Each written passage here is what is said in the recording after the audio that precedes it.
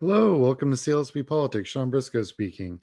So, June 30th is Colorado's 2026 primary.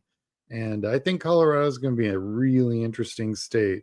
Uh, it's got a whole bunch it's got a few tiny districts and a whole bunch of really big ones, which are also interesting in and of themselves.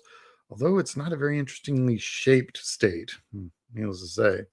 So, I'm looking at any congressional district that's sitting Republican, you know, in the 40s, in the 50s, as definitely going to be Democrat. So, I mean, District 3 is definitely in play. I think that even District 5, which is a heavy lift, but in this cycle, I'm telling you, can't write any of these districts off. I think, of course, 8 is going to be a 50-50 jump, but I think it's going to be go Democrat. I think that, 5, 8, 3, those are going to be the ones to watch. So let's go take a closer look at what is Colorado. So they all have different problems. 3 is a hard one because you're going to need a lot of money. There's a lot of geography there. You've got to set up multiple headquarters, which all cost money, which means you have to have multiple staff positions, redundant staff positions, and a data director that's happy to operate in a pretty huge chunk of area. You're both going to have, and we're going to go into 3. Let's just start, breaking them down. There's a lot of everything in Colorado. And you can look at the blue and you can look at the red. But what I always tell people to do is concentrate on those white districts, those 50-50 regions where they're not red, they're not blue, they're what we call in play. And if you get enough of them together, you can get a pull a win, no problem. So demographically speaking, Colorado is actually pretty diverse for a mountain state in the middle of nowhere, no landlocked. It's got a good bit of diversity. So before we get into the congressional districts, I would love for you guys to like and subscribe this channel. I'm on YouTube, Blue Sky, Substack, Instagram, TikTok. I've also got my own website at clsppolitics.com if you're thinking about running for office, especially if you just need some general consulting, putting together field programs, looking at data, stuff like that.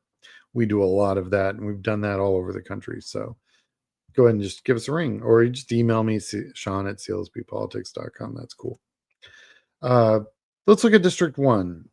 It's, you're looking at a Democratic, incumbent. It's a blue as hell seat. And you got a lot of people running for this seat. Now, Diana's the incumbent, sitting at $500,000, outraising all of her opponents. Probably not a lot of movement on this one. And you've got quite a few candidates that haven't reported anything. So this is one that you have to come back to, because really the primary is going to be the general in this one. This is a very safe Democratic seat.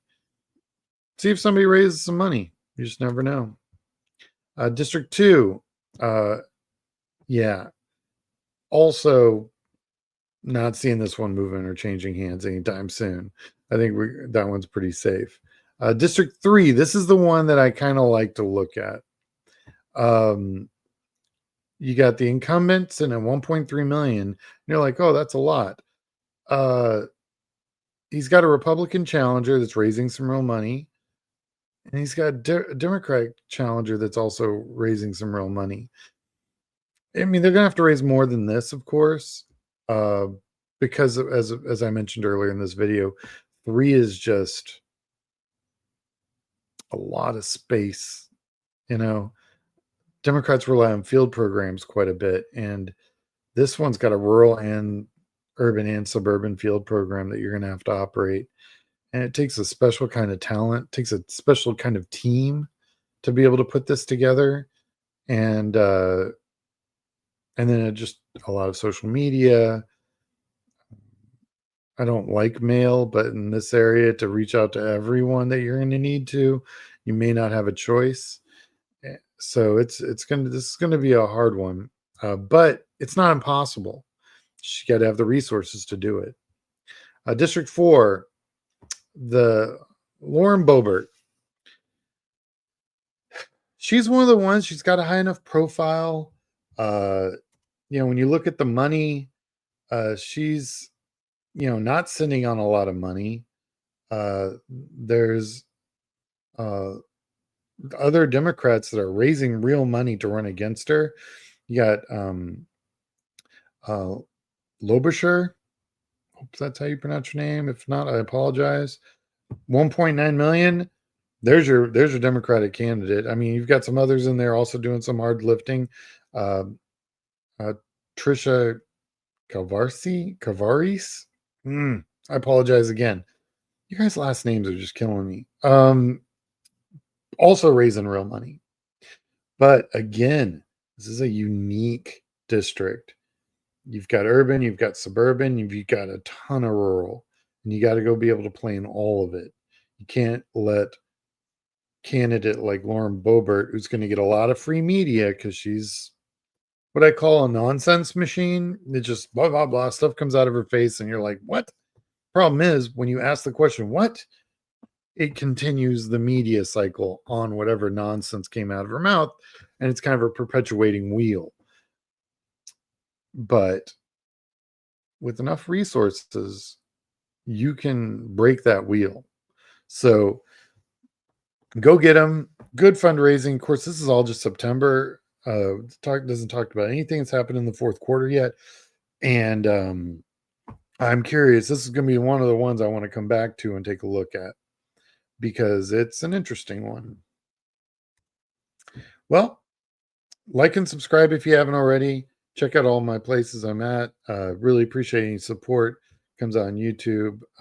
You can go to my PayPal. Substack, you can become a paid subscriber. And we're gonna have a lot of fun with that in 26. District 5. Democratic candidates running against Jeff Crank. A big field. So far, Jessica Killen's the one that's running, and it's Colorado Springs or bust for this seat. But she's got, she is currently on pace with the incumbent. And that's exactly where you want a Democrat to be. You've got a couple of other Democrats running in there. None of them have raised any significant resources, but Jessica Killen is killing it. Good job. Definitely one that we need to watch. Definitely a race that can be won and could be a big flip for the Democrats. District 6, Democratic candidate Jason Crow, not going anywhere. Pretty confident that one's staying there, not doing anything. Same with District 7. Again, very blue. The only Republican running, doesn't really have any reports yet. And Peterson should be well above 1 million by the December filing. Then we've got a District 8 also, sitting there. You got an incumbent at 1.8 million, but you've got a Democrat sitting at 1 million. There's a race there. You've got some rural, you got some suburban, you got urban. Lots of things can be done here for a Democrat. I think 8's definitely in play. So thanks for watching. That was Colorado in a nutshell. We're going to come back to a couple of those races, needless to say. But if you haven't yet, you can check me out on YouTube, Blue Sky, Instagram, TikTok, and Substack. If you're thinking about running for office, go to clsbpolitics.com. I'm always happy to talk to anybody thinking about running. You've got a few weeks before the deadline for filing. So yeah, get busy. And I'm getting to the end of June. So we're out of like the real busy part of the primary, and now we're walking into later in 2026, the later part of the year. And I haven't in California yet. I'll get around to it. They just passed all their redistricting, so I'm still waiting to see how all the candidates play out. But I will be doing that one shortly. All right, talk to you guys later. Bye.